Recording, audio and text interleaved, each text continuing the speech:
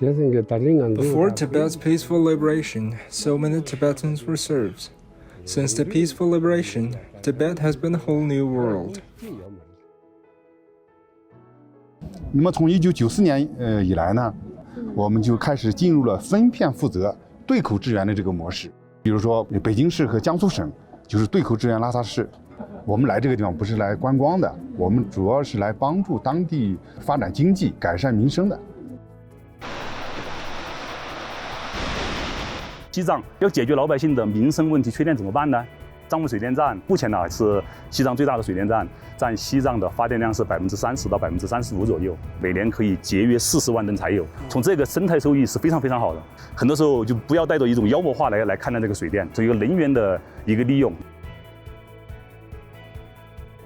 对我们医院的基础设施的建设，主要是靠政府来投资，绝大部分医生都是藏族，很多老百姓也是从乡下来，所以他们主要是用藏语来交流、来看病。学校从1956年建校，是西藏第一所中学，当时学生只有20-30个人，目前呢是有3018人学生，其中呢藏族小孩是占62%左右啊。这里的学生基本上都想上大学。西藏已经率先在全国实现了15年免费教育，从学前一直到高中阶段。种族教育呢是属于高中阶段，西藏的孩子学技能很棒，通过职业教育给了他们很好的出路，就能改变一个家庭。达拉宫每年会接待很多外国游客吗？疫情之前，我们这每年都有接待的，可能每天不少于100，但是疫情之后就是人少了。当地的老百姓如果想出国的话，到底能不能出去？手续是什么样的？正常的手续必须得做齐。很多人去过法国、美国、德国、俄罗斯都有，特别是新马泰这一块，前几年就流行去旅游，很多孩子都在外国学习，的确没有这个西藏人不能出国。你是信仰藏传佛教吗？对。那你觉得信仰宗教和生活变得更好冲突吗？差不多一样嘛。从出生到现在一直生活在这里。对。开心吗？开心。开心啊？为什么开心？这么美丽的地方，你说开不开心吗？I'm Miao, and this is China Chat. In this episode, we came here to learn about the overall development of Tibet, and yet we found the locals were willing to discuss just about everything, from religion to ecological conservation. That's what made our chat about possibly one of the world's most misunderstood places even more thought-provoking. This year marks the 70th anniversary of Tibet's peaceful liberation, so I really hope that we can break it down and talk about the problems and progress seen in different areas. First up, social and economic development. What's your general impression? One measure of development is, can people buy cars or not? I mean, that's sort of a simple measure. If a person can buy a car, he's not poor by international standards. That might be an exaggeration, but many Tibetans now have a car. I saw a BMW dealer in Lhasa. I saw a Mercedes dealer. I didn't see it, but I was told there was a Ferrari dealership. And when I was asking who's buying it, for the most part, it's actually local Tibetans. You know, they're the ones that are getting rich. I think I was told it's about 88% of the local population are actually Tibetans. The other thing that I forgot to add was that what I didn't realize was that there are many different minorities in Tibet. So there's the larger Tibetan minority, but then you have others that are given even more policies, you know, even more beneficial policies when applying for college and other things. I think you have to be careful that you were talking about very high-end cars. There are rich people in every poor country. You can go to the poorest country in the world and there's somebody driving a black Mercedes. More importantly, we're seeing Tibetan people buy the cars, average people, to buy the cars they need to go to work, to do their business, to buy a truck so they can move goods around. You see a lot of locally made Chinese cars or low-end Western cars that normal people need for their daily lives. That's the transition. Yeah, I agree with that. I mean, it's the most impressive part of this trip in some ways has been the rise of the middle class. So it's not just the rich getting richer, it's, you know, the poor becoming richer, the poor becoming middle class. And when you have a vibrant middle class, that's when you have a vibrant, sustainable, successful society. That's what I've been impressed with. Sean, do you think the locals, especially the Tibetans, are happy with their lives today? I think overall, most Tibetans that we've interviewed are happy. You know, they've seen the socioeconomic improvements. It's quite clear the government is making the policies and implementing the policies that are needed to create a healthy and happy Tibet. Well, I think one of the interesting interviews I had was with a government official. He's a Han Chinese, originally from Jiangsu province, and he's been here and he happened to actually fall in love with and marry a local Tibetan woman. And his son is now 21 years old. And I asked him, is your son classified as Han Chinese or Tibetan? And he told me he had a choice 21 years ago. And what somewhat surprised me was that he chose to have the Tibetan classification, because that meant a lot more policies that were beneficial for his child. So that is something that I think is really key that a lot of people need to know about, is that being Tibetan is actually a good thing. It means that you get a lot more support from the government in a lot of policies. And as we mentioned earlier, we visited an incense factory and also met a tour guide who also owns a homestay and sells walnuts online. And David, I know you're very interested in SMEs and e-commerce. So what did you discover? The walnut grower we visited, it was in a very small little village, and they had a nice life. As I understand it, there were 10 children in the grandfather's family. That village actually was one of the most impoverished villages in Tibet. And now this is a nice life. And it looked like a big house, and I thought, well, this is kind of like a former landlord's house or something like that. And we asked the guy, do other people in the village have the same kind of house you do? And he said, yeah, they're the same. So it's kind of a nice living situation. I would be satisfied. The incense factory. That was along a road outside of Lhasa, where I saw lots of other small factories doing lots of other stuff. And the manager told us he was seeing policies from Beijing actually being implemented. I mean, Beijing has a policy of encouraging small businesses, the mass entrepreneurship program.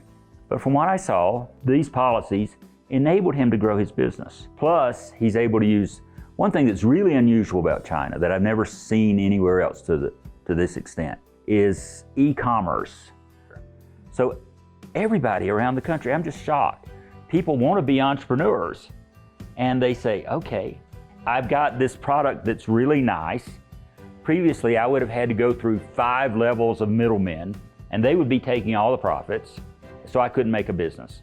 Now, I set up a live stream online and I sell it directly and I make some money.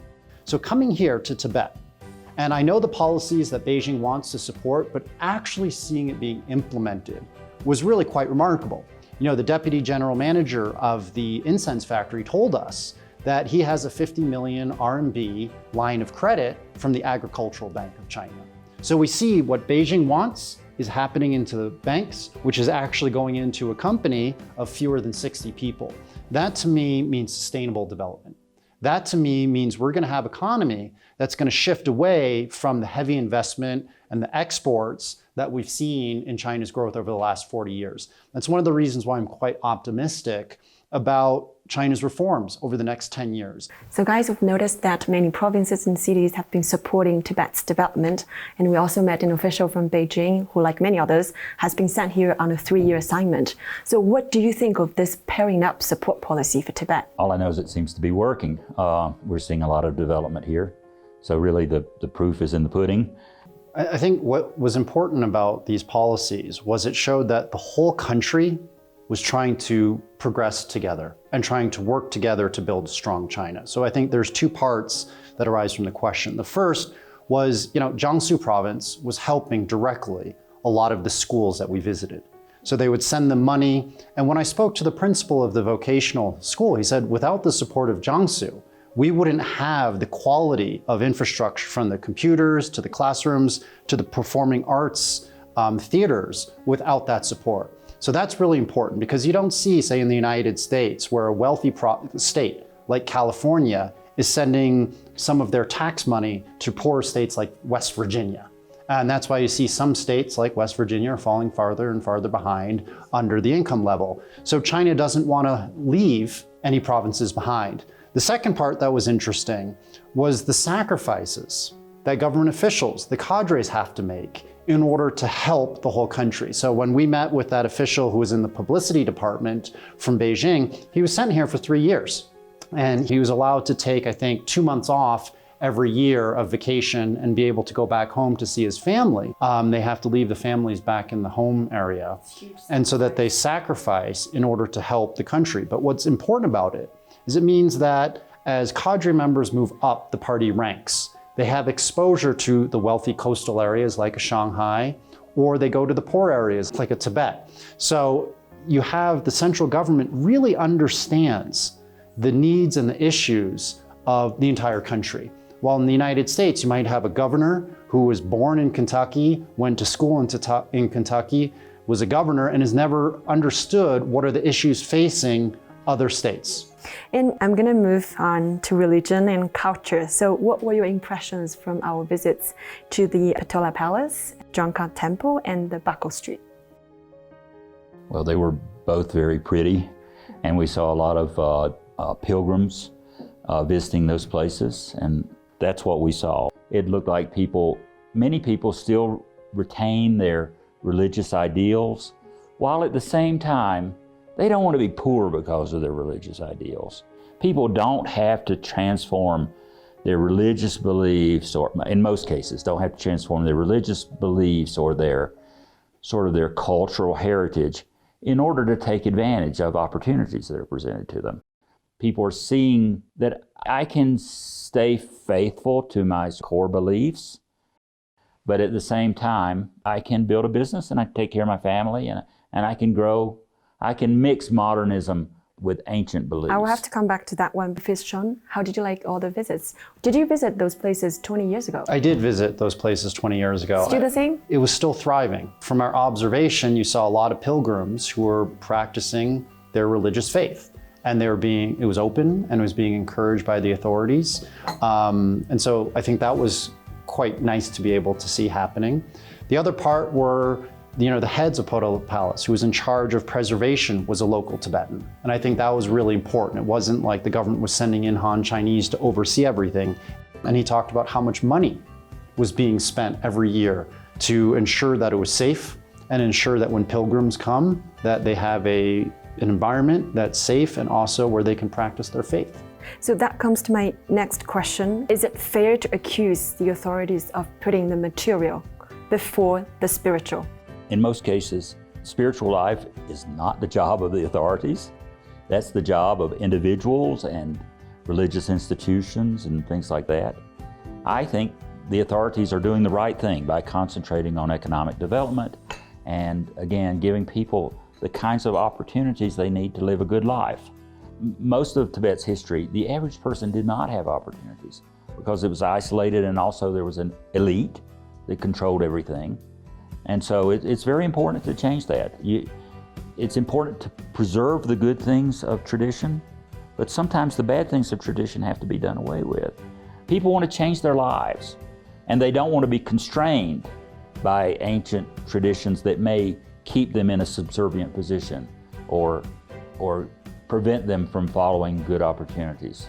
And John, do you think is there anything wrong with young Tibetans aspiring for higher education, better jobs, and more opportunities? And I was always wondering, does their pursuit of greater prosperity have to come at the price of their religion or values? Well, when you talk to the younger Tibetans, they seem to be the most optimistic and the happiest of all the different segments of society that we interviewed. It's clear that their quality of life is going to be better than their parents, materialistically, and better than their grandparents. Historically, Tibet was controlled by a very small group of nobles, and everyone else were serfs. And there was very little upward economic mobility. One of the things that I think China's government has done a really good job in Tibet and rest of the country is allowing young people to realize, your life is going to get better. We're going to give you the tools. We're going to let you get educated, and you can have a better quality of life. Now, when it comes to spirituality, I don't think getting wealthier means you can't also be religious. And what we've seen in Tibet so far is people, the pilgrims, are still religious and their families are getting wealthier. So I don't think there's a disconnect or a conflict between the two. If you're hungry, if you don't have enough to eat, then it's hard to think about anything else. So that transformation is really important in their lives. That doesn't mean that they have to give up their core beliefs, and it doesn't mean that they have to do things that are contrary to their traditions and their beliefs, but it means that their life is better. And I really think that's the role of a government, is to make people's material life better.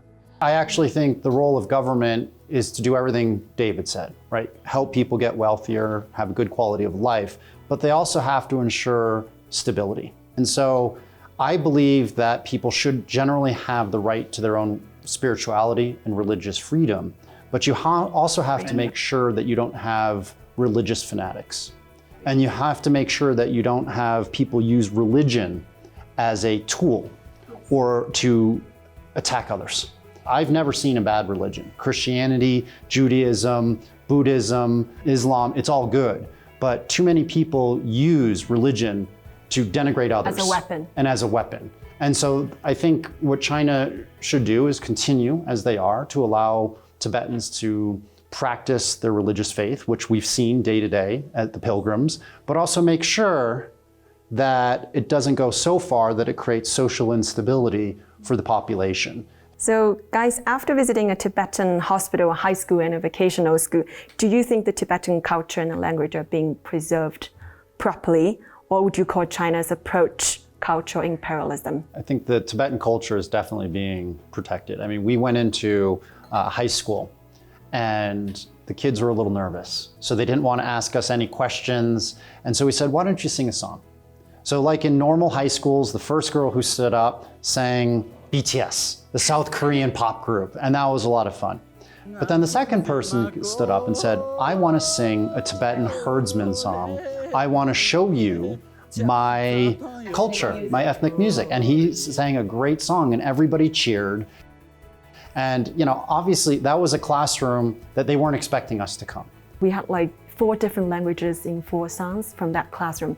I was really impressed. You know, I think it's important for people to preserve their culture, but it's also important for them to progress and to grab opportunities not only from within China, but from around the world. And that requires some knowledge. They're going to have to learn Mandarin Chinese to deal with the rest of China. They have to learn English probably to grab opportunities around the world. So I don't think there's a contradiction in preserving a culture of a relatively small group of people and knowing about the rest of the world. I don't think that's a contradiction. So I take that you guys don't think this is cultural imperialism? No, I don't see cultural imperialism. It's evolution, right? You're saying you've got to develop. You know, you can preserve and love your heritage, which we saw with people singing songs, but you also have to learn what's going to make you competitive in the next 50 years. I think too many people in the West look at Tibet as sort of noble savages. You know, it's the white man, you know, superiority complex saving, you know, the indigenous people. And they want the Tibetans to still have the same life that they had 70 years ago. But you know what? I don't think most Tibetans wanted that because they were serfs, their life was poor, and you know, they couldn't eat. You know, you need to think about development. And that's one of the problems that a lot of Western scholars who are so critical of the policies in Tibet are.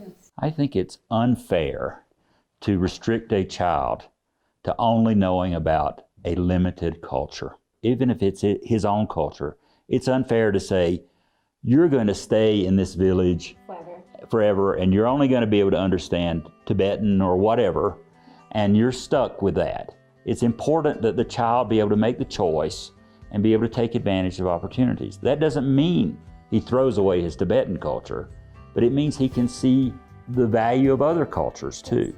We spent a whole day in the schools and made friends with many Tibetan students. Sean, would you like to add a bit more on that experience? Yeah, it was really fun. I mean, I had 3 young men, you know, who were about 15, 16 years old, and they came up to me and we did a Doyan dance together because they were proud of just, you know, being global citizens. You know, one of the kids wanted to be a tour guide. He wanted to have Chinese from other provinces come and learn about Tibetan culture. The other two wanted to do Douyin videos and Douyin marketing, and that's why we did a little dance together. But I think the key was they all seemed happy and optimistic, and they looked just like school children in other cities in China and, you know what, other cities in the United States.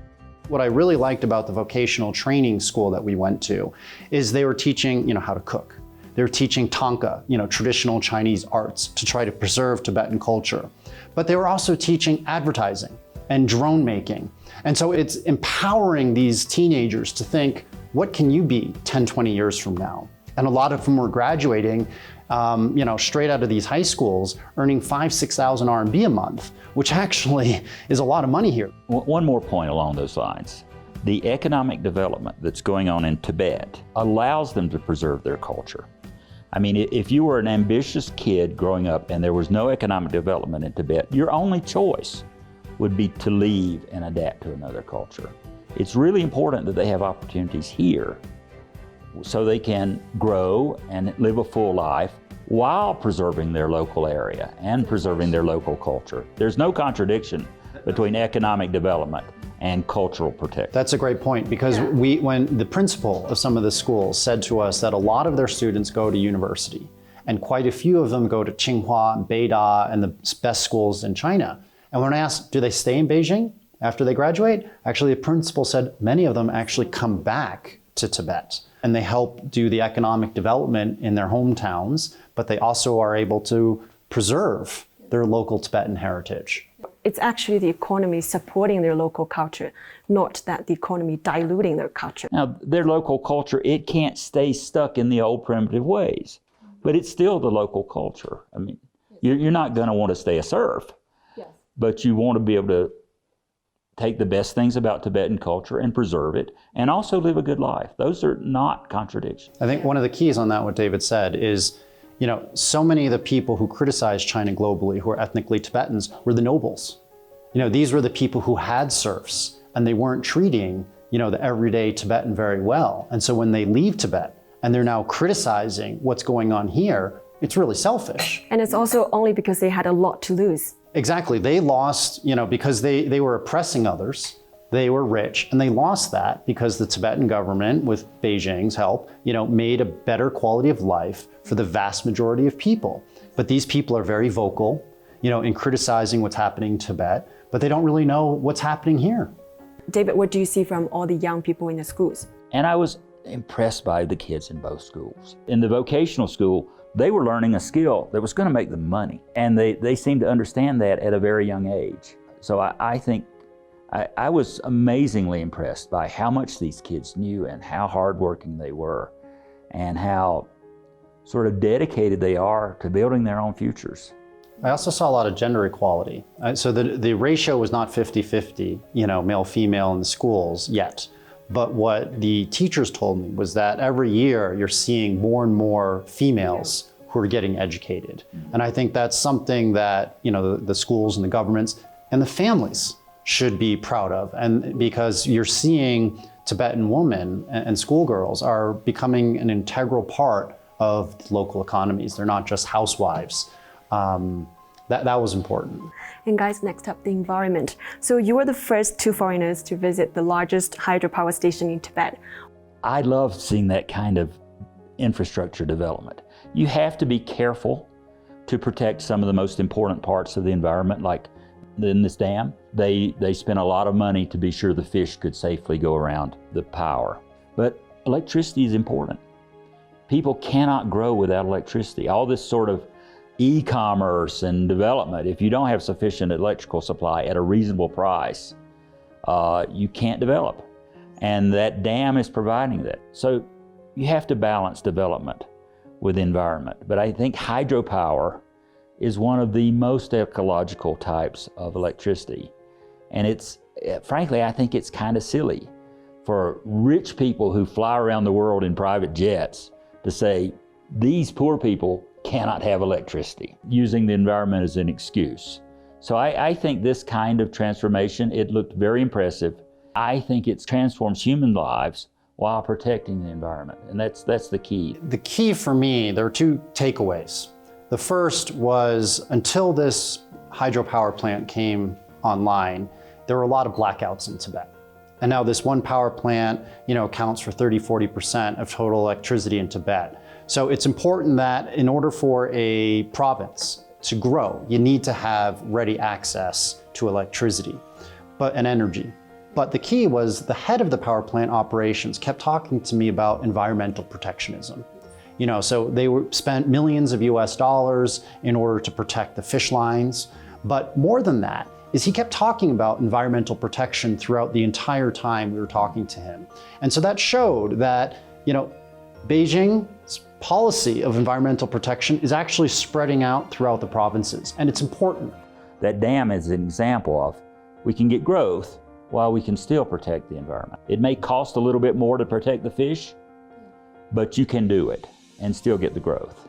And throughout this whole trip, have you enjoyed the natural environment here? Did you find Tibet a comfortable place to live, other than, of course, the high altitude that we all have to? Well, that took a few days to adjust to, but it's just wonderful. Look at this place. It reminds me of the prettiest places in the world. And not only this valley, which is a very green valley, sort of the drier parts of Tibet, they were also beautiful. There's natural beauty around the world, but Tibet is an example of real natural beauty that it's great to have an opportunity to see.